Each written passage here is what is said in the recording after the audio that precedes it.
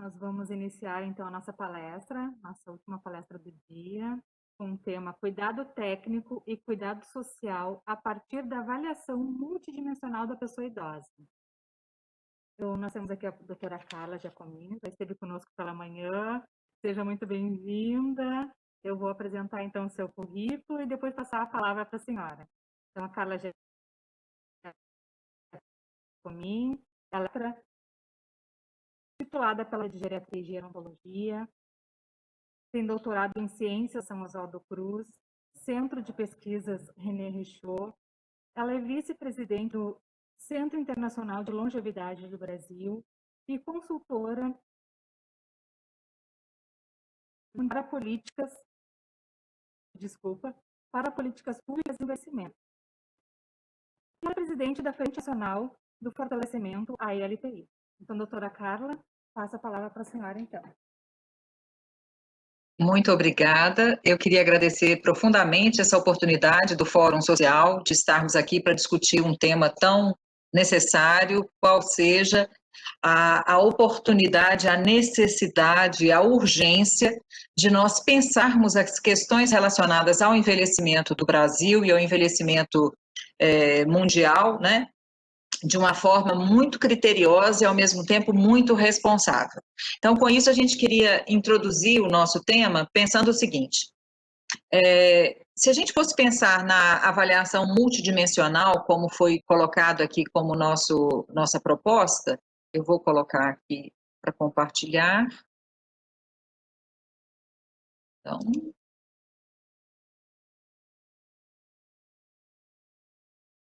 não sei se vocês já veem a minha tela. Sim, já estamos vendo sua tela. Tá ótimo. Então, esse cuidado técnico e o cuidado social é que é o tema, né, desse nosso encontro. Eu queria começar pensando na palavra cuidado. Será que quando a gente fala de cuidado, nós estamos falando da mesma dimensão, né, do mesmo elemento? Nós poderíamos pensar o cuidado como um elemento inerente à condição humana. Mas nós também podemos pensar o cuidado como um elemento que é um atributo cultural. E como um atributo cultural, esse elemento ele traz questões de gênero. Eu acho que é muito importante o professor Daniel Groisman estar, né, aqui para conversar um pouco sobre as cuidadoras, para conversar um pouco sobre essa questão do cuidado como profissão também. Então, a primeira parte que eu queria colocar para vocês é isso. Esse cuidado, será que a gente pode falar de um cuidado técnico limitado à técnica? Ou será que a gente deve pensar num cuidado holístico, num cuidado mais abrangente, que inclua a técnica, mas que também inclua a compaixão, que também inclua a empatia, que também inclua habilidades relacionais que muitas vezes não estão sendo trabalhadas adequadamente nas nossas faculdades, nos nossos cursos relacionados tanto às profissões de saúde e também às profissões sociais. Quando a gente pensa no cuidado social, será que a gente também não poderia ir um pouco mais longe e pensar no cuidado comunitário, no cuidado da cidade, no cuidado com o meio ambiente, no cuidado com uma coesão social? Será que a gente não estaria, neste momento, necessitando demais de ir além dessa proposta ainda muito fragmentada entre o que é saúde, o que é assistência social, o que é ser humano, o que é meio ambiente, o que é cuidado com o animal? Quer dizer, tem tantas maneiras, né, da gente cuidar. E quando a gente pensa a questão a partir da avaliação multidimensional da pessoa idosa, eu acho que aí a gente entra numa outra vertente que esse tema traz, que é: nós precisamos avaliar a pessoa idosa. E nós precisamos, ao avaliar, contar com alguns instrumentos. Para vocês terem noção, nós temos mais de 100 instrumentos de avaliação da funcionalidade da pessoa idosa. Então, assim, instrumentos não faltam, mas nós precisamos definir e tentar, né, apostar nesses instrumentos. Existem no país instrumentos que foram construídos e elaborados aqui, existem instrumentos que foram validados, que foram pensados para outras populações, mas que tiveram a sua validação, ou seja, eles foram testados e aprovados para uso na população brasileira. E, além disso, existem instrumentos que foram pensados para uma população geral e são aplicados na população idosa. Para a gente avançar um pouco mais nessa discussão, eu penso que a gente não vai se ater a determinados instrumentos, mas a determinadas dimensões. Acho que se a gente trabalhar com as dimensões, seria mais fácil. Então, eu peço licença para utilizar de uma apresentação que a Cristina Hoffmann, que é uma gaúcha, que trabalha no Ministério da Saúde, que tem, durante muito tempo, liderou a coordenação de saúde do Ministério da Saúde, coordenação de saúde da pessoa idosa no Ministério da Saúde, né? Mas que também é uma estudiosa do assunto, para a gente conversar alguns conceitos importantes que precisam ser compreendidos. Primeira coisa, não é a idade que determina a saúde do sujeito, mas é a sua condição funcional. É o que ele é capaz de fazer. A condição funcional de uma pessoa idosa implica naquilo que ele fez com que a vida fez com ele. Então, a condição funcional, a capacidade funcional é um indicador de vitalidade. É um indicador que se relaciona a desfechos. Então, quanto mais capaz, quanto mais independente do ponto de vista funcional for a pessoa idosa, maior a chance dele evoluir bem diante de algum agravo. O contrário também é verdadeiro. Quanto mais fragilizado, quanto mais limitado, quanto mais debilitado na sua capacidade funcional, maior o risco dessa pessoa evoluir mal diante de algum agravo. Então, aproveitando da questão da Covid, todos nós temos ouvido, né, que pessoas com comorbidades, pessoas que são muito idosas, têm sofrido e têm tido desfechos ruins por causa da infecção pelo SARS-CoV-2, ou seja, pela Covid.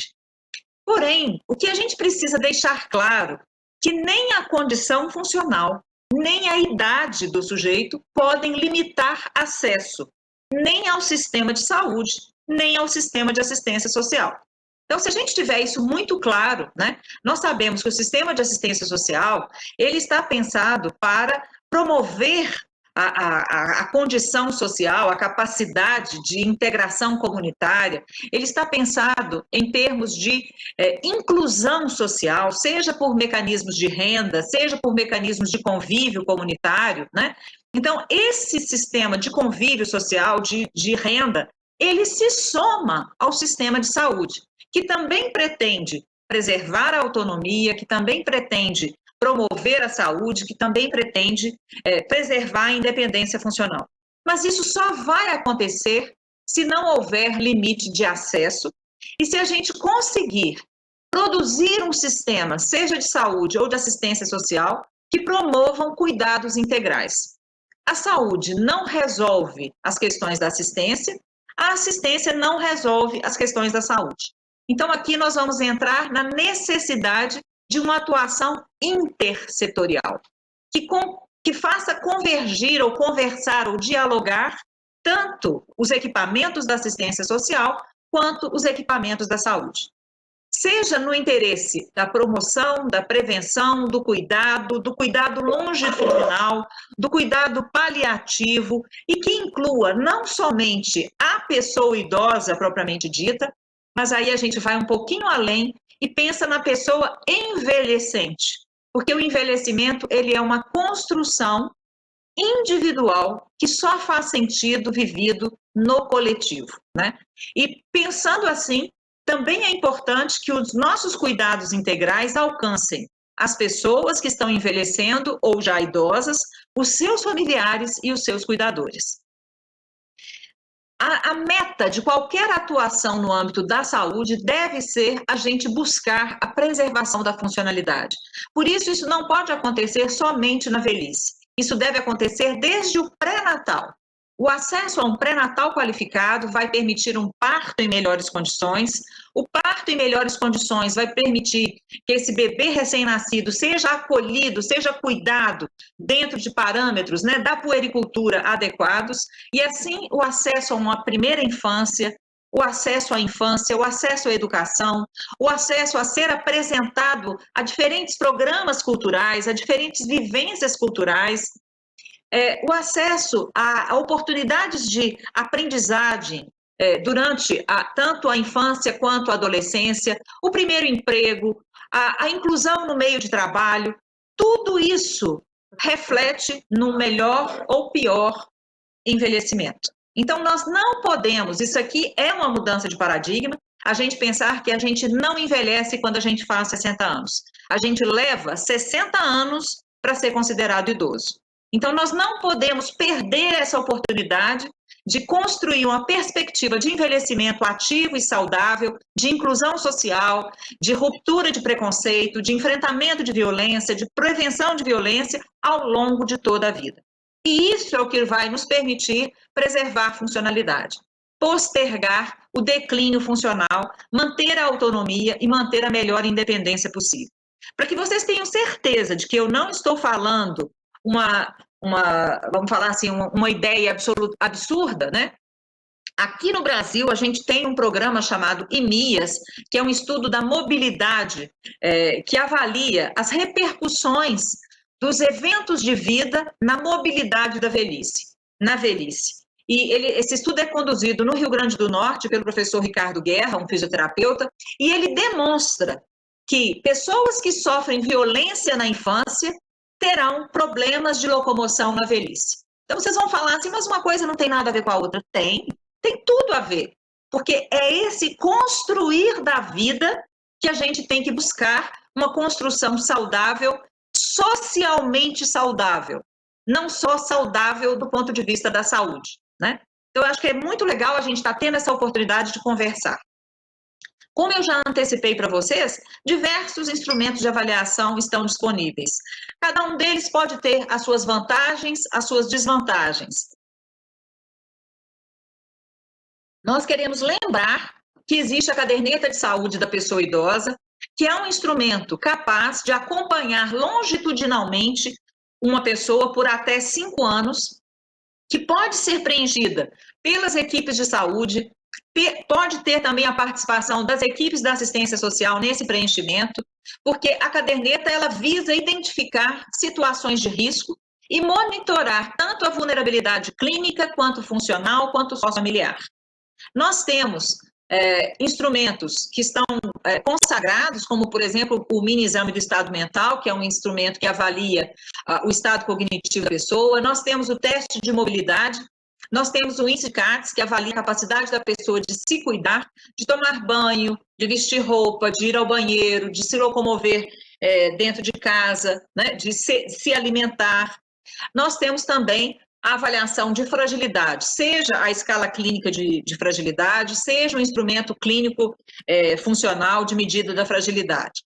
E por se tratar, por nós estarmos também na Frente Nacional de Fortalecimento à Instituição de Longa Permanência, nós queremos dizer que a resolução de diretoria colegiada da Anvisa de 283, que é aquela que regulamenta as normas de funcionamento de uma instituição de longa permanência, define graus de dependência funcional com base na escala de CATS, mas ela estabelece aqueles que têm até 3 condições de dependência para a capacidade funcional básica, aqueles que têm mais de 3, aqueles que não têm nenhuma. Então, isso permite que a pessoa seja considerada grau 1, ou seja, ela é independente para o autocuidado, grau 2, ela é semi-dependente, ou grau 3, ela é totalmente dependente, ou apresenta distúrbios cognitivos. Então, quando a gente pensa, aí eu estou trazendo a questão da frente também, né, para a gente pensar, em função da Covid, a gente precisa pensar esse cuidado ofertado no âmbito da instituição como um cuidado de responsabilidade, tanto da saúde quanto da ciência social. A instituição de longa permanência, ela é considerada um equipamento da assistência social, mas ela é um espaço de cuidado. E ela é um espaço coletivo de cuidado. Por isso, quando a gente traz a questão da vacinação, nós não estamos pensando em cada um, mas nós estamos pensando na coletividade. Quanto maior o acesso à vacina, quanto maior a compreensão das pessoas em se vacinar contra a Covid, maior vai ser o efeito dessa vacina protetor, porque a vacina é uma medida coletiva de prevenção. Então, nós temos que estar aqui valorizando a oportunidade da vacina e cobrando o direito à vacina como um acesso também de todos, independente de serem institucionalizados ou não. Mas, durante esse momento de pandemia, a população idosa institucionalizada, por ser uma população muito vulnerável, deve ser considerada uma população prioritária, à semelhança dos profissionais de saúde que estão na linha de frente, das pessoas muito idosas. Então, no nosso caso de prevenção da Covid, os objetivos do cuidado têm que ser a gente promover o isolamento o quanto antes de um caso suspeito, para que não haja a contaminação de outros funcionários. E para isso a gente está rouco de tanto pedir que não haja visita e que as pessoas mantenham a distância e que as pessoas tenham a responsabilidade, utilizem os equipamentos de proteção individual e que o mesmo cuidado que o cuidador tem dentro da instituição, que ele tenha na sua própria casa. Que o mesmo cuidado que ele tem em não contaminar as pessoas idosas institucionalizadas, que ele tenha também em relação aos seus familiares. E volto a insistir, não estamos aqui procurando culpados, estamos aqui querendo construir uma sociedade mais responsável uns com os outros, né? Em caso de encontrar uma pessoa suspeita, nós devemos, suspeita de Covid, seja por sintomas gripais, perda de olfato e de paladar, baixa de oxigenação, febre, ou no caso de uma pessoa idosa, uma confusão mental, uma prostração, uma diarreia, qualquer sintoma atípico, nesse momento deve fazer a gente pensar em Covid. Então, nessa nossa avaliação, que é multidimensional, pressupõe que, se a pessoa não está evoluindo bem, eu tenho que tentar entender. Por se tratar de um momento covídico, nós temos que sempre suspeitar. Se tratar de uma instituição de longa permanência, eu vou isolar aquele idoso e vou buscar, então, a testagem, se for possível a testagem. Se não for possível a testagem, à frente ela oferece um guia de manejo de casos suspeitos ou mesmo confirmados de Covid dentro da instituição. O que nós queremos é que haja esse isolamento e que a autoridade sanitária seja comunicada. Não vamos esconder casos suspeitos, não vamos fingir que não está acontecendo, que aqui na minha instituição isso não acontece, porque acontece, e o quanto antes da gente denunciar no sentido de alertar a existência desse caso, mais rapidamente a gente vai conseguir proteger essa comunidade institucional. Notificada a autoridade sanitária, a gente vai considerar aquela ILPI, se houver um caso confirmado na ILPI, a gente considera aquela ILPI em surto. Então, todos devem ser testados. É para isso que a gente tem trabalhado e trabalhado muito. E quando a gente fala testar todos, nós estamos falando testar todos os idosos, nós estamos falando testar os cuidadores que entrarem em contato com esses idosos, né? Então, a comunidade institucional tem que prestar atenção a quem presta cuidado. E, de acordo com a gravidade, nós vamos solicitar o apoio, né, ou a remoção para um hospital, para a unidade de pronto atendimento, a gente pode pedir ao SAMU, a gente pode pedir à equipe de atenção domiciliar, se existir a equipe de atenção domiciliar no município. Então, o que nós gostaríamos de destacar, e a Cristina foi muito feliz nesse propósito dela, é a necessidade de uma aproximação, quando a gente falar de cuidado técnico assistencial e cuidado técnico de saúde, que haja uma aproximação entre o Sistema Único de Saúde e o Sistema Único de Assistência Social no território, né? E para isso a gente precisa capacitar os profissionais, a gente precisa garantir condições estruturais, a gente precisa garantir o afastamento dos profissionais em caso de sintoma, a gente precisa disponibilizar a proteção, tanto para os profissionais quanto para os residentes, e nós precisamos de ações preventivas. Até o dia de hoje, não existe nenhum medicamento preventivo para a Covid. Nenhum medicamento se mostrou eficaz na prevenção da Covid. A primeira alternativa que estamos tendo preventiva são as vacinas. Ah, mas a vacina tal, a vacina X, a vacina Y tem mais eficiência, não tem mais eficiência. Nós somos o país mais eficiente em termos de vacinação, desde que respeitado e fortalecido o Sistema Único de Saúde. Então, nós temos que utilizar do nosso know-how, que é enorme, né, para poder vacinar o maior número de pessoas possível dentro das prioridades estabelecidas. E isso não vai impedir que a gente continue precisando de portar máscara, evitar aglomeração, manter o distanciamento social, lavar as mãos com frequência, utilizar álcool em gel. Então, a vacina não é salvo-conduto para a gente fazer o que quiser. E vou pedir encarecidamente, se a sua instituição está sendo vacinada, não tire fotos de todo mundo feliz e abraçado, porque é apenas a primeira dose da vacina. A vacina só vai dar proteção depois da segunda dose. Então, a gente tem que manter o mesmo rigor de afastamento, né? De cuidado um com o outro, tá? E, por fim, dizer que o isolamento social é muito diferente de um isolamento emocional. Cada pessoa tem que se sentir importante para outro. Seja o idoso que mora na sua casa e que está restrito do ponto de vista da sua mobilidade, seja o idoso que está institucionalizado e que, neste momento, não está podendo também transitar livremente. Então, nesse primeiro ponto que a gente gostaria, né, de conversar, eu vou deixar com vocês também todas as dicas e o e-mail da frente, né? A gente vai colocar aqui no bate-papo para vocês terem acesso a todos os materiais. Nós já tivemos mais de 130 mil acessos aos materiais divulgados pela frente. Eu sei que o professor Daniel também tem os materiais que a Fiocruz também aglutinou. Nós precisamos ser divulgadores de informação de qualidade. Isso também é cuidado. Tá? Então, eu queria, muito en passant, porque, como eu disse, eu não queria cansar vocês em termos de qual equipamento, instrumento é melhor, porque eu acho que não é esse o foco nosso. O nosso foco é: vamos entender o envelhecimento como um direito, vamos entender a pessoa idosa como uma pessoa que precisa ser avaliada nas suas múltiplas dimensões, cognitiva, física, social, né? Psicológica, emocional, e vamos entender que onde houver um precisando de cuidado, alguém está prestando cuidado e esse alguém precisa ser reconhecido. E é com esse mote que eu passo a palavra, né, para o professor Daniel. Não sei se a Luciana vai querer introduzi-lo, e eu agradeço pela chance até aqui. Eu agradeço, então, doutora Carla, sempre muito bom ouvi-la, né? A senhora trouxe aqui, realmente é necessário, parece que às vezes é repetitivo, mas não, é necessário nós repetirmos, né?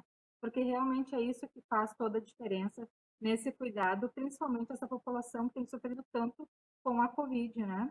E passou o ano, ainda estamos, né? Como a senhora disse, estão sendo vacinados, mas ainda não é o momento para... É de alegria, mas não é ainda de nós soltarmos, né? Esses controles sanitários, né? Então, essa construção, acho que a senhora trouxe bem, né, de uma sociedade mais responsável, que a gente seja mais responsável com esses idosos, né? Que nós tenhamos esse olhar multidimensional para que esse cuidado, então, social seja atingido. Agradeço muito, eu vou passar a palavra para o meu colega Lúcio, enfermeiro, que vai apresentar o doutor Daniel Groisman.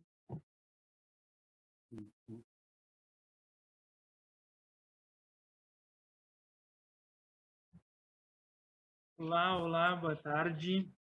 Então, eu sou o enfermeiro Lúcio, vou fazer a apresentação, então, do Dr. Daniel Groisman, que vai falar para a gente um pouquinho.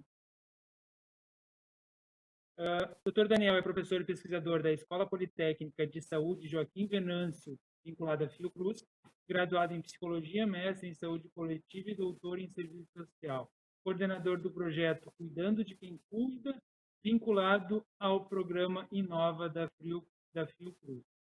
Dr. Daniel, muito obrigado pela sua presença e passo a palavra já de imediato para o senhor fazer a explanação para a gente. Boa noite, Carla, boa noite, Lúcio. Agradeço muito pelo convite, estou honrado em estar participando, honrado em estar na ilustre companhia da Carla, uma pessoa grande companheira de lutas antigas e a quem admiro não só como pessoa, mas também como referência teórica no campo, né? A gente falar sobre cuidado ou sobre temas relacionados ao envelhecimento nesse contexto da pandemia é muito difícil. né? É algo que está sendo muito difícil para a gente, porque a gente não pode se esquecer que quem está morrendo nessa pandemia são principalmente pessoas idosas, né? Então, e nós que somos trabalhadores da área de envelhecimento, nas diferentes especialidades, nos diferentes níveis, estamos dando o nosso máximo, trabalhando incessantemente para enfrentar essa situação, mas nos dá uma sensação de impotência quando a gente vê o número de mortes crescendo, aumentando, persistindo, porque não basta o nosso esforço isolado, é necessário que a gente tenha respaldo das políticas públicas, da sociedade como um todo, dos gestores, que haja uma coordenação para o enfrentamento dessa pandemia. E quando a gente vê esses números se mantendo dessa forma, o Brasil, o segundo país com o maior número de pessoas mortas na pandemia, tem alguma coisa que não está funcionando bem. Tá? Isso para não entrar na discussão da vacinação, que daria uma outra palestra. Bom, o tema que me foi encomendado, e deixa eu compartilhar aqui a minha tela rapidamente, e aqui a minha apresentação.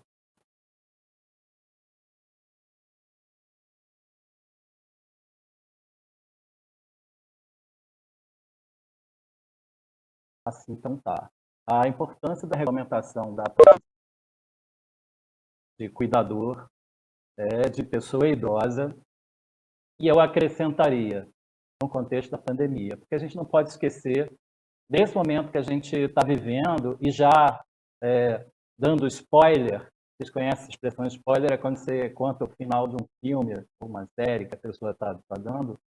A não regulamentação, certamente, ela trouxe um impacto para a pandemia, não só para as condições de saúde e de trabalho das pessoas que cuidam, mas também para aquelas que são cuidadas. Tá? Isso nunca fez tanta falta como agora. E dou um simples exemplo. Uma das matérias do curso para cuidadores que eu coordeno na Fiocruz há mais de uma década é biossegurança. O que é biossegurança? Higienização das mãos, uso de jaleco, uso de máscara agora, né? Isso como parte da formação. Quando se regulamenta uma profissão, se fortalece a formação.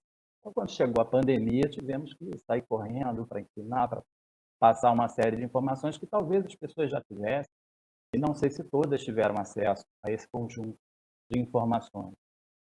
O nosso curso não pôde acontecer no ano passado, é um curso presencial que tem estágio em instituições para idosos.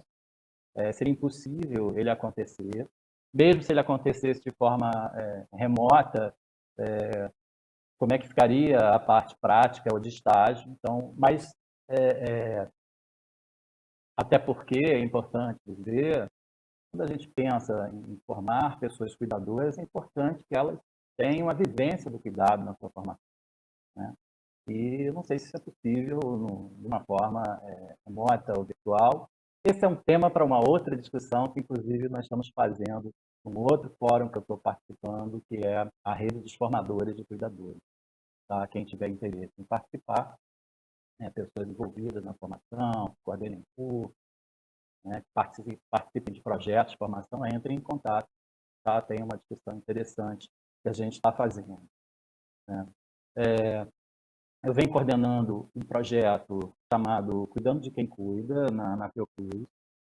Esse é um projeto de pesquisa e ensino. A gente fez uma pesquisa sobre as condições de vida, enfim, de trabalho, de saúde das pessoas cuidadoras de idosos na pandemia, e tanto envolvendo as familiares das cuidadoras e também as cuidadoras remuneradas. Conseguimos dados de mais de 5.000 pessoas de todas as regiões, estados do país. Vamos estar divulgando os resultados dessa pesquisa ainda nesse primeiro trimestre. Estamos trabalhando na tabulação de resultados. E o projeto também vem produzindo uma série de materiais. Aqui eu compartilho uma tela, né, com um exemplo, algumas cartilhas, são específicas para pessoas cuidadoras, tem videoaulas. E o endereço do nosso site é www.covid19.cuidadores.fiocruz.br. Tem outras iniciativas também na própria Fiocruz e também indico material que vem sendo produzido também de excelente qualidade pela Frente Nacional de Fortalecimento das ILPIs, presidida pela Carla. Tá? E em relação à questão da regulamentação da profissão, a luta pela regulamentação da profissão de cuidador é muito antiga no Brasil, né? E ela data pelo menos do final dos anos 90.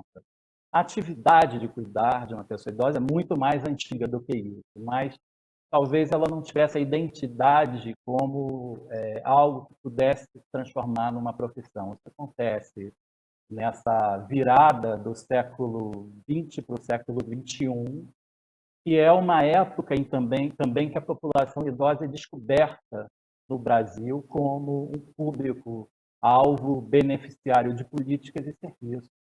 É a época em que a chamada transição demográfica começa a emergir.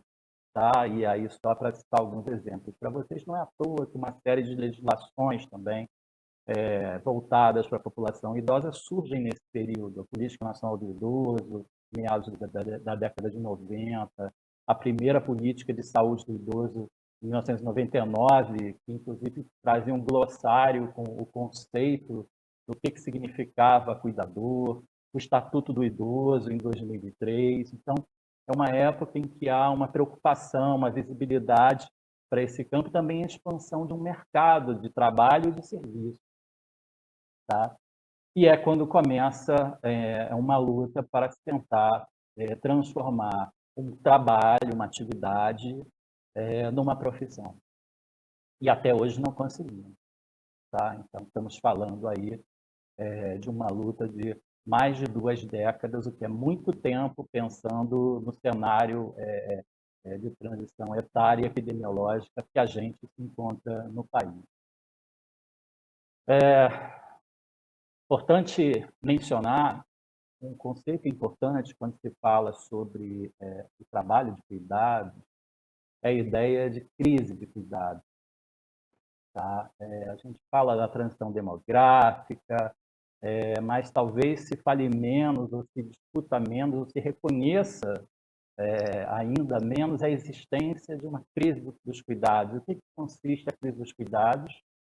É o aumento da demanda por cuidados, causado pela pressão do envelhecimento demográfico, principalmente, ao mesmo tempo em que a capacidade das famílias para o cuidado diminui. Isso é óbvio, tá? É aquele encolhimento da base da pirâmide etária. Quem já viu esse gráfico sabe do que eu estou falando. Nasce menos gente, tem menos pessoas nas gerações mais jovens, e as pessoas também das famílias hoje têm menos tempo para cuidar, tá? Por diferentes transformações no estilo de vida. Tá? Então, estamos discutindo regulamentação da profissão de cuidador num cenário de crise dos cuidados. Estamos vivendo uma pandemia num cenário de crise dos cuidados. Não é à toa que o trabalho de cuidados ele se intensificou nessa pandemia. E aí tem diversos estudos, não só o nosso, que demonstram isso. Tá? Uma das expressões da existência de uma crise dos cuidados é a transformação do cuidado em serviço, ou seja, a mercantilização. Na medida em que a família ela não consegue dar conta do cuidado, ela vai contratar alguém para fazer isso. E assim esse mercado cresce. Alguns países que vivenciaram a crise dos cuidados antes do Brasil estabeleceram algo chamado de políticas por cuidado, políticas de cuidado, ou seja, formas de apoiar as pessoas que cuidam, ampliar o acesso aos cuidados, como a professora Carla vinha falando, no âmbito domiciliar, comunitário, tá? Para que o cuidado não permaneça sendo um problema individual ou privado de cada família. Tá? No Brasil, tradicionalmente, o cuidado está invisibilizado, ele é algo que está na esfera da privacidade dos lares, principalmente, né? Um problema que cada família precisa resolver. Tá? A nossa própria legislação reforça essa ideia. Tá?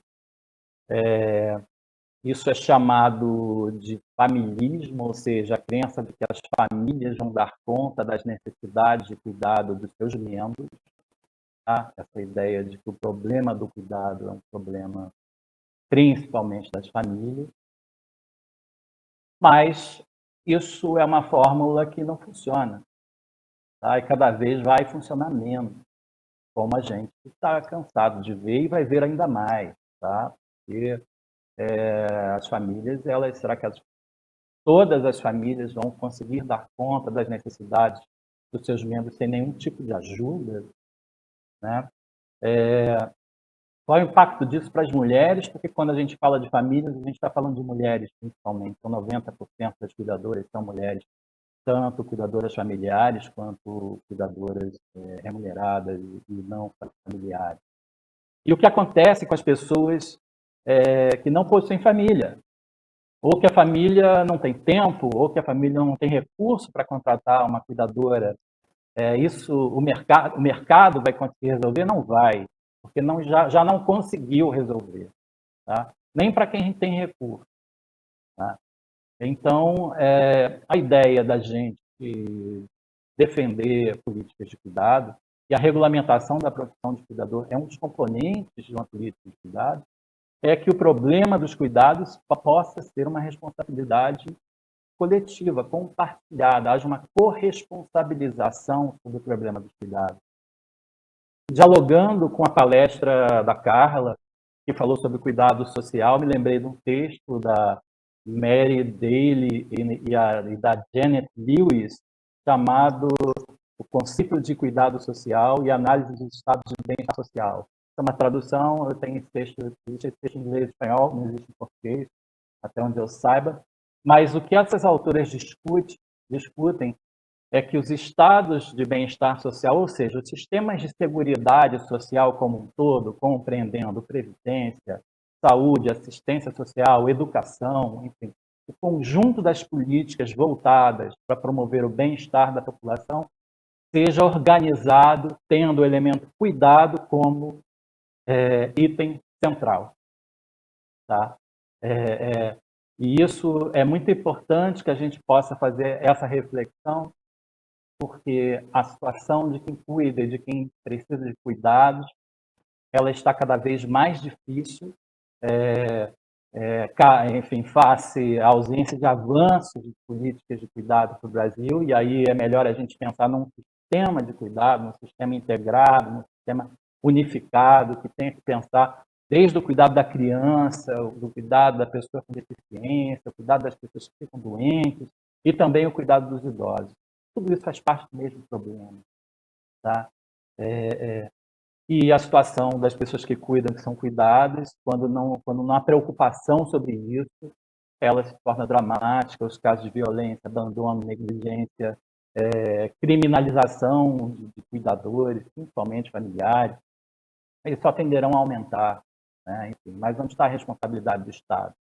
É fácil culpar alguém, tá?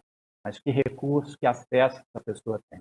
E como é que ficam também as condições de trabalho das pessoas que são cuidadoras num cenário de baixa regulação dessa atividade? Quando eu falo das pessoas cuidadoras, é importante lembrar que o cuidado não remunerado também é um trabalho.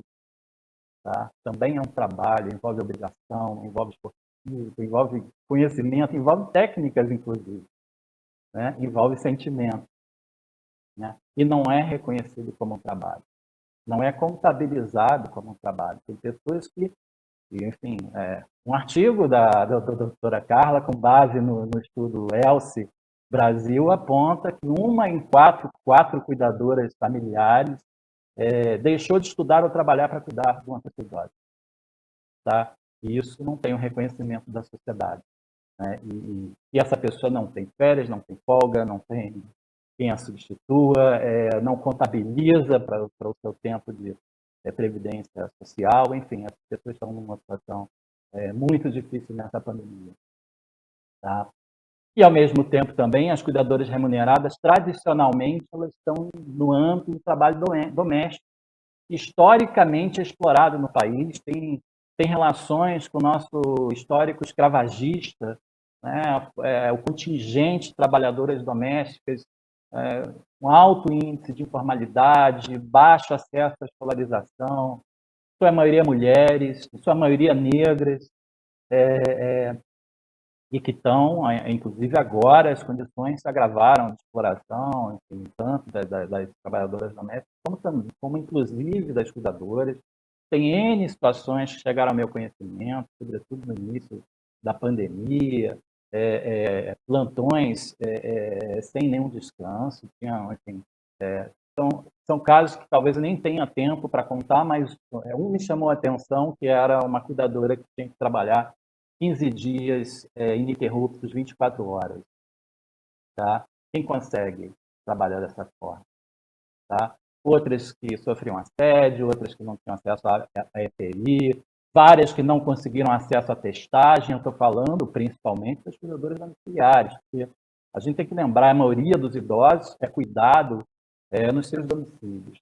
Tá? Em termos quantitativos, a maioria das cuidadoras é domiciliar, atua no âmbito domiciliar. Tá? Então, quando falamos sobre a vacinação, estamos preocupados com o acesso dessas pessoas à vacinação. Eu sei que as funcionárias das instituições, das LPIs, estão tendo acesso, mas as cuidadoras domiciliares, isso é algo que nos preocupa, inclusive as familiares cuidadoras. Temos que pensar também que elas precisam ter o direito a se vacinar, e são pessoas que se dedicam, né, a cuidar de uma pessoa, às vezes 24 horas por dia, 7 dias na semana. Tá? Quero recomendar um livro que eu estou lendo, acabei de adquirir, chamado O Gênero do Cuidado, tá? Da Nádia Guimarães com a Helena Hirata. Fazer aqui uma propaganda, não sei se está muito nítido, mas depois eu mostro quando abrir a câmera. E tem um texto da Nádia Guimarães, tá? Nesse livro chamado Emergência do Cuidado, Nomear, Reconhecer, Obscurecer, e que ela analisa, a partir do acervo de 150 anos do jornal Estado de São Paulo, quantas vezes e em que contexto as palavras cuidador e cuidadora aparecem. Tá? E é muito interessante, porque passa a aparecer justamente nesse período ao qual eu me refiro, final do século XX, início do século XXI.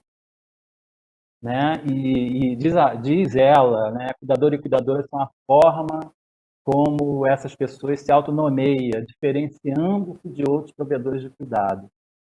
E elas expressam também a forma como esse trabalho passa a ser denominado na vida social. Tá?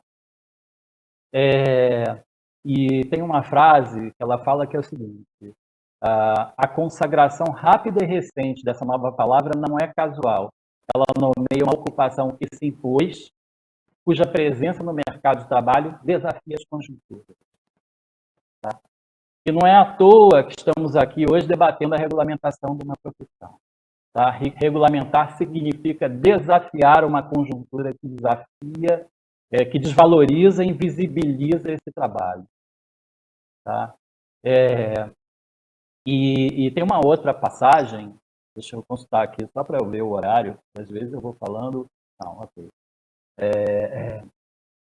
Em que ela identifica a única vez que o termo cuidador ele apareceu no editorial do Estadão, tá? Que foi no mês de outubro de 2011, ano que, por coincidência, um dos projetos de lei para regulamentação dessa profissão foi coincidentemente apresentado no Senado. Para quem não se lembra, o projeto de lei do senador Vladimir Mott. Tá? E o que diz o editorial do Estadão? Abre aspas. Tramitam na Câmara e no Senado 45 projetos de regulamentação de profissões. Na lista de profissões a serem regulamentadas, as mais estapafúrdias, vejam bem a forma como um jornal da elite da cidade mais rica do país se refere às pessoas cuidadoras. Então, na lista de profissões a serem regulamentadas, as mais estapafúrdias são cuidador de idoso, cuidador de pessoas, lutador de artes marciais, instrutor de trânsito, lavador de automóvel, e a lista prossegue. Tá? E o que essa autora fala? Tá? Que essas estratégias de desqualificação e obscurecimento, elas se tornam mais evidentes na grande imprensa e também no debate legislativo a partir do momento em que as cuidadoras se mobilizam junto ao Congresso Nacional, lutando por direitos, pelo exercício do seu trabalho e pleiteando a regulamentação profissional. Tá? Então, a gente tem uma situação contraditória, é importante a gente ver isso. Ao mesmo tempo em que o cuidado se faz visível, ele é privatizado enquanto problema. Tá? Ao mesmo tempo em que ele cresce como mercado, a sua mão de obra ela precisa ser explorada e privada de acesso a condições de escolarização, a condições dignas de trabalho. Né? E quando as cuidadoras lutam pelo reconhecimento da sua profissão, o ataque vem forte, vem em cima, reproduzindo as discriminações de gênero, raça e classe social, porque quando estamos falando de cuidadoras, estamos falando de mulheres, mulheres pobres, mulheres negras, principalmente. Tá? Então, não é à toa, é um assunto polêmico, tem questões com a profissão X, tem questões com a não sei quem. Gente, o buraco é mais embaixo. Tá? E o buraco é mais embaixo porque a nossa sociedade no Brasil ela se estruturou a partir da exploração da mão de obra barata do trabalho doméstico, para que as pessoas que têm condição de contratar essas pessoas possam ter trabalhos melhor remunerados. Tá? E esse sistema de exploração é muito difícil de ser rompido.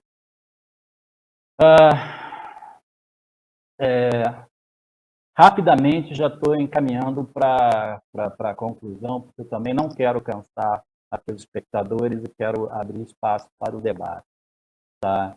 Existe um conceito importante na epistemologia feminista, que é o conceito de divisão social e sexual do trabalho. Tá? Duas autoras que eu recomendo são a Daniele Kerguak e a Helena Hirata, né, em que falam como que profissões tradicionalmente femininas elas são desvalorizadas e invisibilizadas.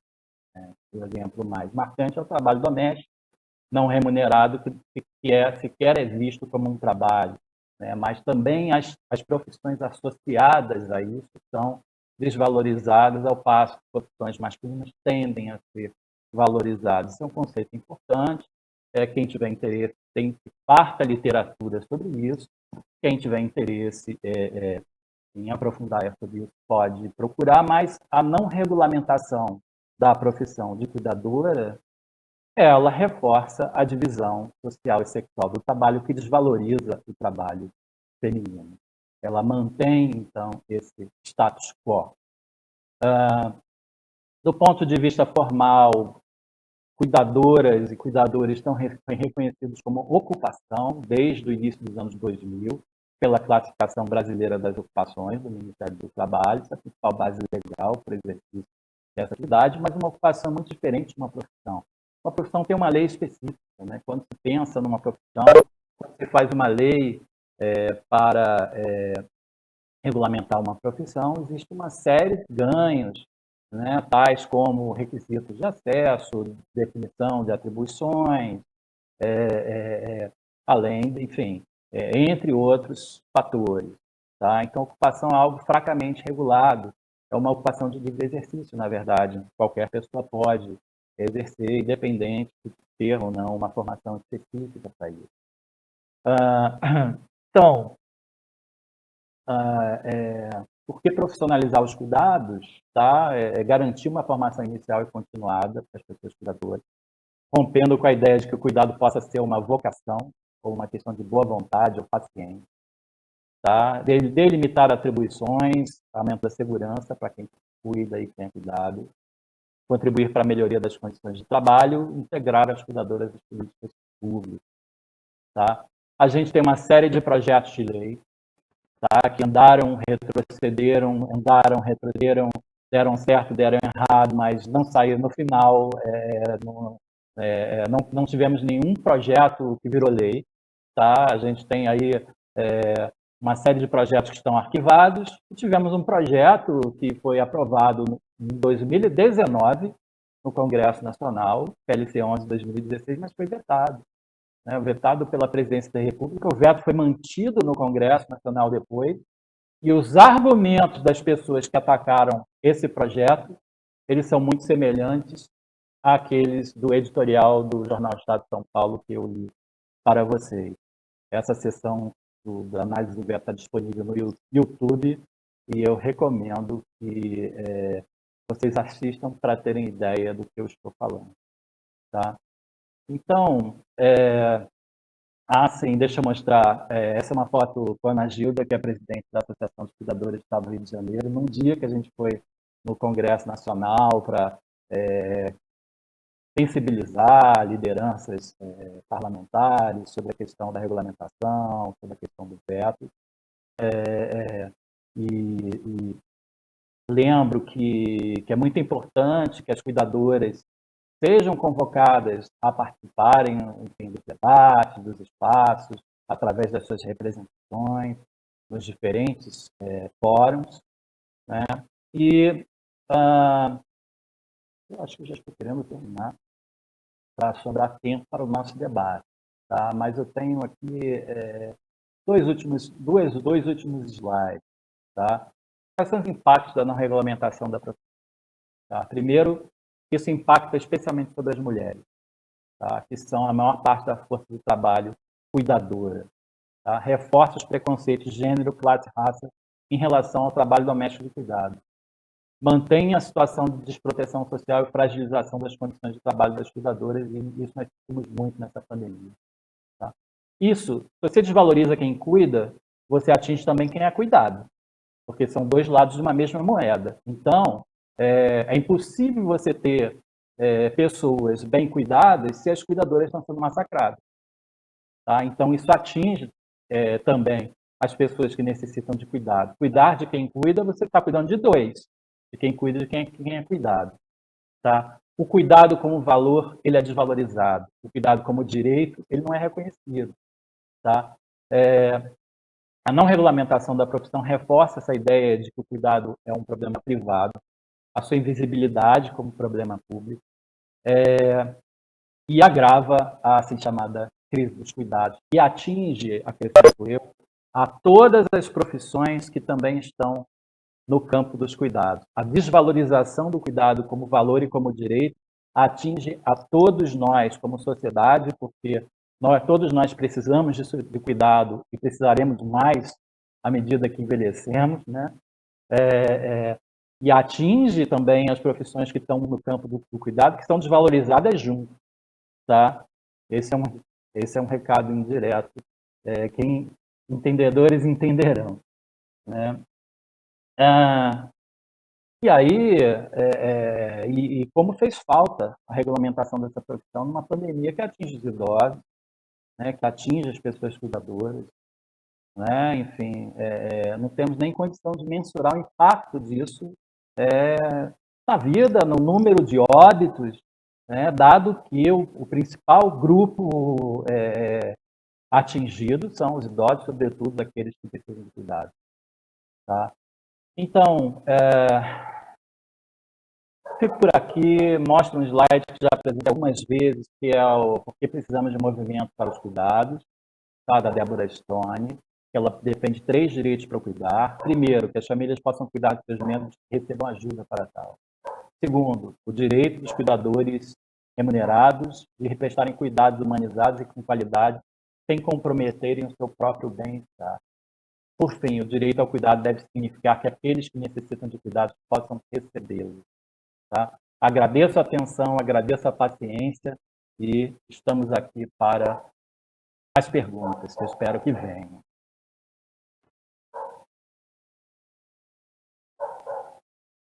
Doutor Daniel, muito obrigado. Doutora Carla, excelente as abordagens de vocês. Eu acompanho muito essa briga da formalização ou da definição da profissão de cuidador. Eu fui técnico de enfermagem, também fui à frente da fiscalização do Conselho Regional de Enfermagem. Isso é uma discussão antiga. né? Já existe a ocupação há bastante tempo, só que a gente não tem uma regulamentação disso. E principalmente se a gente não tem uma regulamentação disso, fica difícil até a gente definir modalidade de cursos para os cuidadores, tá? Que a gente não tem hoje uma organização ou uma diretriz de base, um currículo que seja essencial para a formação de cuidadores, são extremamente essenciais, principalmente por causa da população idosa, que precisa de um cuidado mínimo, muitas vezes alguém que possa lhe auxiliar nas pequenas tarefas, que precisaria, sim, de uma capacitação, uma vez que a gente trabalha com uma parte da população que tem características tão ímpares. Eu vou foi colocado ali no chat do YouTube uma pergunta, eu vou passar a pergunta aí, então, para a gente discutir, já que tem ainda um tempinho aí para encerrar esta mesa. Tá? O que a Karen da Silva coloca? Como você vê a heterogeneidade nos cursos de cuidados de idosos?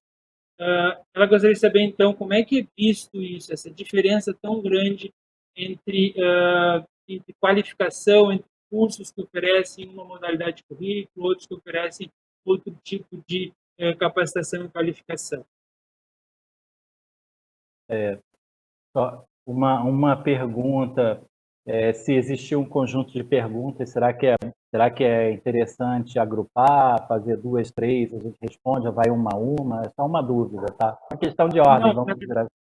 na Tá? verdade, é assim, tá? A gente pegou uma que apareceu porque o pessoal não tem perguntado, assim, Ah, tá. para a gente Tudo poder bem. juntar num tópico único, entendeu? Eles estão agora mais agradecendo, dando boa noite,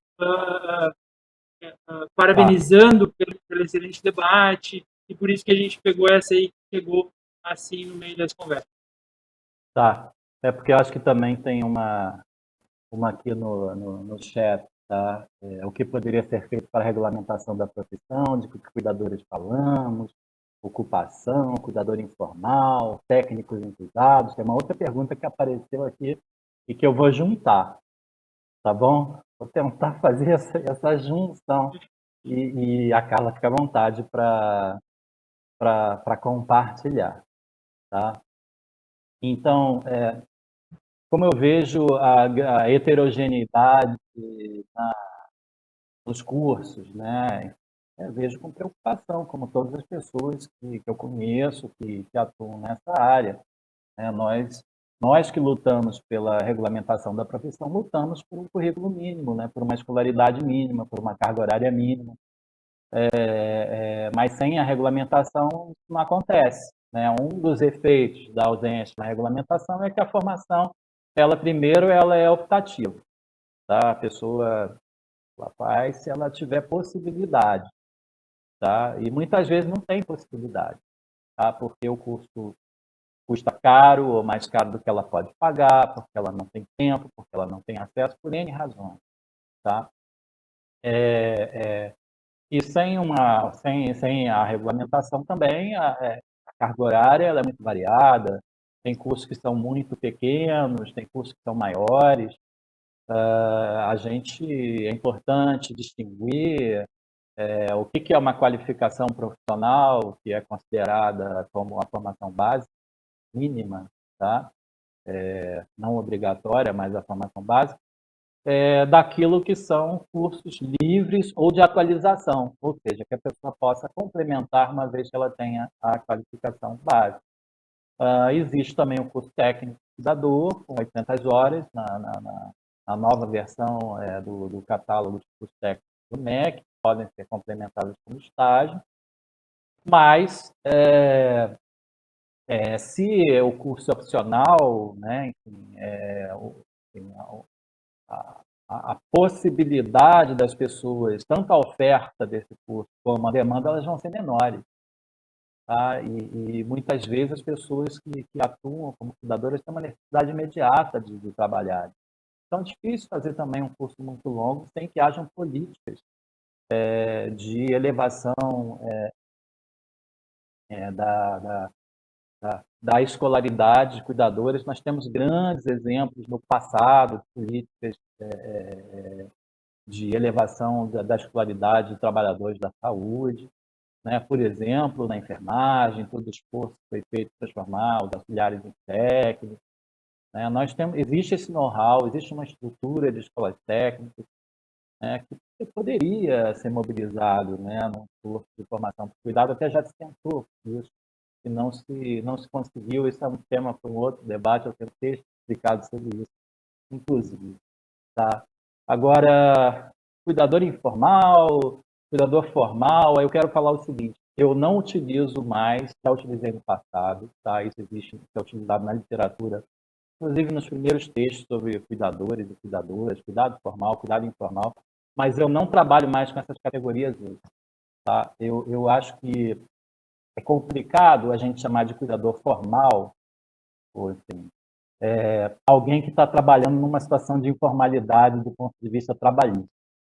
Tá? E, por outro lado, é contraditório você chamar de cuidadora informal alguém que é uma esposa casada no papel, por exemplo, tá? E tem laços formais de parentesco, né? Porque a maioria das cuidadoras informais, entre aspas, são familiares. Tá? Então, eu acho que essas denominações elas podem confundir, passar uma imagem que não corresponde à realidade. Eu falo, enfim, eu não sei qual é o melhor termo, mas eu tenho falado do cuidado remunerado e não remunerado. Tá? E quando for regulamentado como profissão, nós poderemos falar do cuidado profissional e do cuidado não profissional. Tá? Tem uma...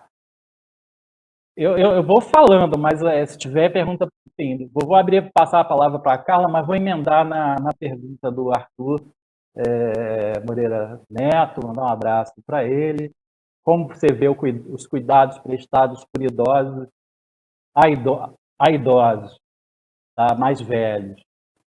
Eu vou dividir essa questão com a Carla. Tá? As pessoas idosas que cuidam dos seus parentes idosos e às vezes mais idosos ainda. Carla, vou deixar para você responder essa. Tá? Agradeço, viu, Daniel? Primeiro, queria te parabenizar também pela grandeza da sua palestra, que realmente esclarece muito em relação à nossa necessidade que persiste, embora não se sabe até quando negada, né? Mas como nós estamos negando muito a realidade, né, a gente tenta compreender por esse viés também. Bom, eu queria dizer que dentro do nosso trabalho acadêmico, né, a gente estuda um pouco como que as pessoas idosas, como que as pessoas envelhecem no Brasil. E antropologicamente, a pessoa envelhece no Brasil entre dois medos: o medo de não dar conta e o medo de dar trabalho. O medo de não dar conta significa viver, de alguma forma, alguma incapacidade, né? Ter dificuldade para as atividades que antes sabia fazer. E o medo de dar trabalho é a certeza da dependência. Então, como que um idoso que cuida de outro idoso vive? E como que um idoso que é cuidado por outro idoso vive? Com essa consciência da finitude de ambos, porque um velho enxerga no outro velho, né, um espelho do que ele poderia ser ou vir a ser. E pela falta de uma política nacional de cuidados, o cuidado, a gente já reprivatizou a velhice, como diz a Gita Deber, a velhice é um problema de cada um, e agora nós privatizamos o cuidado. Eu queria fazer um exercício aqui. Pessoas idosas cuidam de pessoas idosas. A gente cuida, às vezes, por amor, muitas vezes por obrigação, todas as vezes por circunstância. Quer dizer, todas as vezes que a gente se vê na condição de cuidador, são situações que nos levam a isso. Muitas vezes situações que nós não previmos.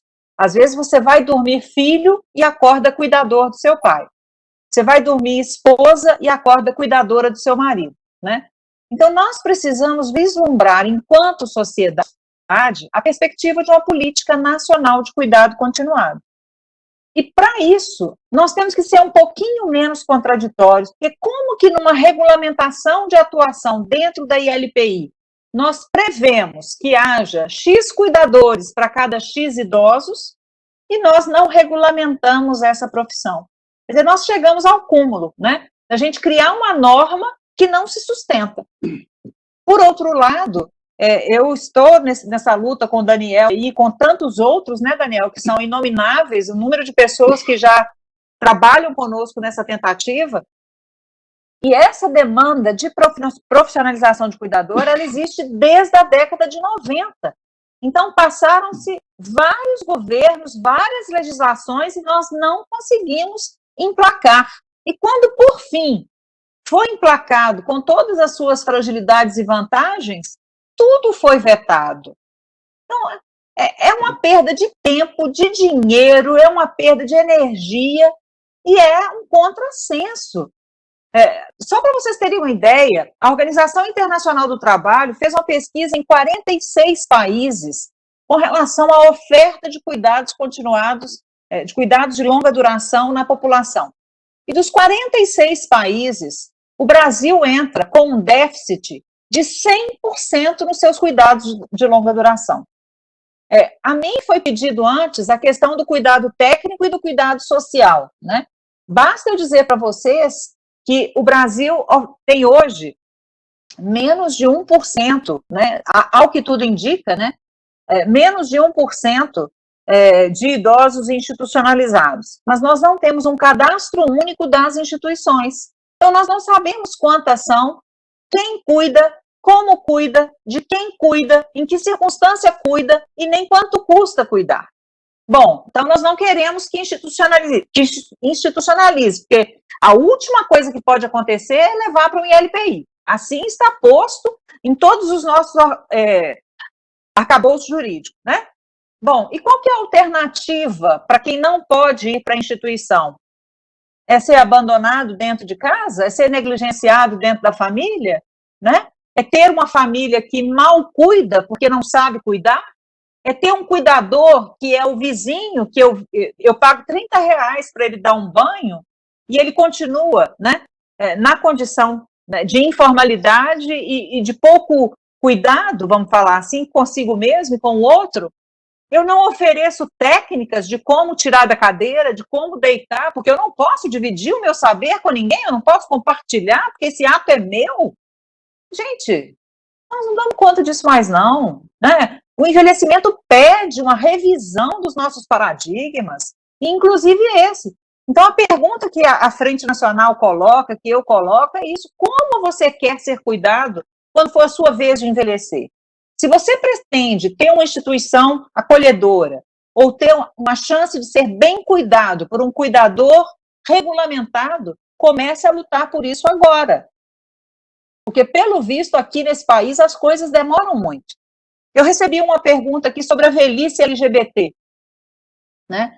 Se nós pouco reconhecemos que exista a comunidade LGBT, que dirá a ILPI que receba o público LGBT. Então, nós não temos, infelizmente, muitas vezes, o idoso que, vamos dizer, uma idosa travesti, né, que foi Samanta até ontem, para entrar na instituição tem que voltar a ser João. Então, nós temos que falar sobre isso, porque isso é a nossa realidade, é uma realidade incontornável. Né? Aí eu acredito, Daniel, que a gente tem que aproveitar o espaço do Fórum Social para dizer para as pessoas que este não é um problema de cada um, esse é um problema da nossa sociedade. A instituição de longa permanência não é uma questão de última opção da política, ela é uma necessidade na política como um dos elos que vão compor uma política de cuidados continuados, né? Porque não existe política feita de última opção. Então, acho que a gente tem que trazer isso e reconhecer isso como uma realidade, uma necessidade do nosso tempo.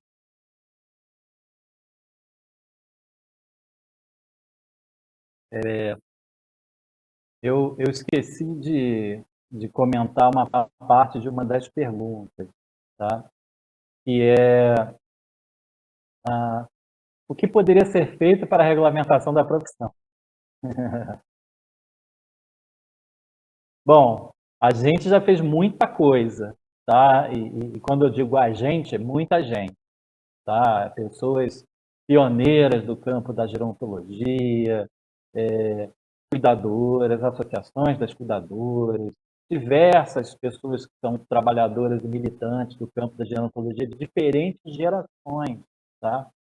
Quando eu entrei nessa área e comecei a estudar mais aprofundadamente o tema dos cuidados, uma das referências era a professora Tomiko Born, que já falava disso há muitos anos, foi da primeira geração de pessoas que lutou pela regulamentação, ela já está aposentada, né? A professora Terezinha Martinez, do Rio de Janeiro, tem um número incontável de pessoas, né?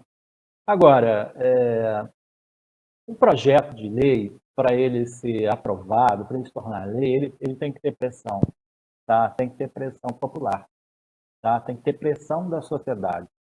Sem isso, ele não consegue, tá? Porque nós não estamos falando de um tema que possui um lobby, que interessa a um setor organizado, por exemplo, uma lei sobre um determinado setor da indústria, tem lá todas as pessoas que são assessoras parlamentares da indústria que vão fazer as ações do Congresso Nacional, não é o caso dele, tá? Então, tem que existir organização das trabalhadoras cuidadoras, que tem que ser maior, mas é difícil, porque é uma ocupação fragmentada, elas estão, enfim, muitas vezes separadas umas das outras, dentro das casas de família, algumas nas LPIs. Mas, além disso, eu acho que tem que ter também uma pressão da sociedade, porque a pergunta que a Carla fez, sobre como você quer ser cuidado, eu acrescentaria, quem vai cuidar de você amanhã, tá? Até para fazer referência a um texto famoso da Tomiko Born, né? Em que ela discute isso, né? Você, enfim, não sei, cada um que está aí nos assistindo, você já fez essa pergunta, quem vai cuidar de você amanhã, você quer ser cuidado, então nós estamos atrasados pela discussão de políticas de cuidado continuado, de sistemas de cuidado. Esse fórum é organizado aí no Rio Grande do Sul, que é perto do Uruguai. Eu recomendo que vocês façam intercâmbio, conheçam o sistema integrado de cuidados que está sendo estruturado aí pertinho no Uruguai, que é um exemplo interessante da América Latina, tá? Né? E sem pressão, e essa pressão começa de baixo. Acho que tem que cobrar do prefeito política de cuidado para os idosos, tá? E a gente tem exemplos interessantes. Tem o programa Maior Cuidado em Belo Horizonte, tem o programa Acompanhante de Idosos em São Paulo, são programas que têm cuidadores domiciliares para pessoas que precisam, tá? Não podem pagar, não têm acesso. Vamos lutar por isso junto aos prefeitos. Nós temos uma nova gestão começando aí. Vamos crescer isso para a esfera estadual até chegar na federal. Tá? Eu acho que tem que cobrar isso em diversos âmbitos. Acho que os conselhos de idosos, eles precisam também incorporar essa discussão. Estou me referindo principalmente aos conselhos municipais e estaduais. O Conselho Nacional ele sofreu uma ação de desmantelamento em relação a como ele funcionava, a como ele conhecia. Cadê o conselho? Tá? Para citar aí uma hashtag dessa semana, tá? em que eu apoio, e aí é o Cadê o Conselho Nacional dos Idosos? Tá? Então, acho que nós temos que fazer barulho, temos que fazer pressão, temos que nos unir e temos que pensar na nossa velhice. Respeitar o idoso, para citar o clichê, é pensar em você amanhã, né? Enfim, é pensar no seu próprio futuro, ou próprio presente. Carla, tem uma pergunta aí para... eu acho que é para mim. Rede de Formação de Cuidadores da Frente Nacional. Então, a pergunta para nós dois, tá? Isso mesmo. Então, estou começando a organizar uma rede para reunir pessoas que são responsáveis por ações de formação de cuidadores, tá? A ideia é ser um espaço de solidariedade, intercâmbio, troca de experiências, para unificar uma agenda em torno da valorização da formação. Tá? E, por exemplo, nós tivemos um encontro online e as pessoas estavam preocupadas, os cursos que estão sem aulas, a experiência com ensino remoto, o que faz na pandemia, a necessidade do currículo mínimo. Tem pontos bastante interessantes e isso a gente vai estar divulgando mais. Tá?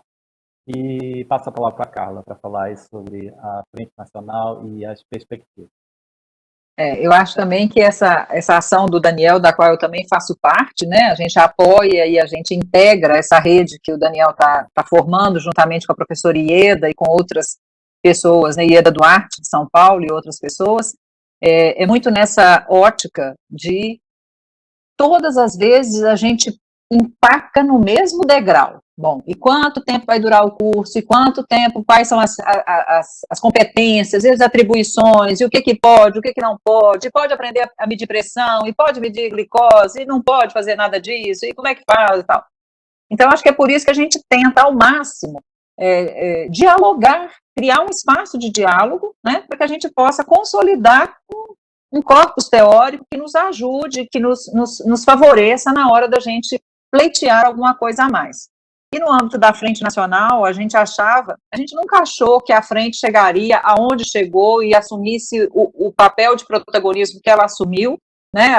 Mas ela assumiu e ela não vai abrir mão de continuar sendo protagonista na defesa do direito das pessoas institucionalizadas e da vida das pessoas institucionalizadas. Então, nós estamos já com dia 28, agora a gente já faz uma live com relação à questão relativa às vacinas, e a partir do dia 1º de fevereiro a 5 de fevereiro, todas as noites, nós teremos lives regionalizadas para tratar da vacinação. Então, vai ter uma live da região sul, uma live da região sudeste, da região nordeste. Acredito que até amanhã a gente já consiga colocar os posts para vocês se organizarem e participarem conosco. E dessa vez, nossas lives serão às 7 da noite, para permitir que mais pessoas assistam, que às vezes os profissionais estão trabalhando e não conseguem acompanhar, e agora será possível, tá? Mas contem com a Frente, contem com o nosso esforço, a nossa luta é uma luta de todo mundo. Muito obrigado, Carla, Daniel, excelente, realmente a gente tem que vestir a camiseta, pegar a bandeira e buscar estar presente nessa luta que é para todo mundo.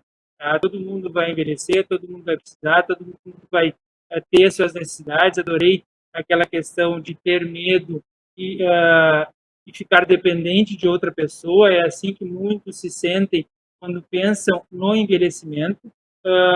E realmente a gente vê muito idoso cuidando de idoso, até porque eles envelhecem muitas vezes um casal, e aí quando se veem sozinhos ali, acabam tendo que cuidar do outro no seu contexto, na sua característica, e isso impacta em questões muito profundas de relacionamento, de psicológico, de físico. Eles não estão preparados para assumir esse cuidado.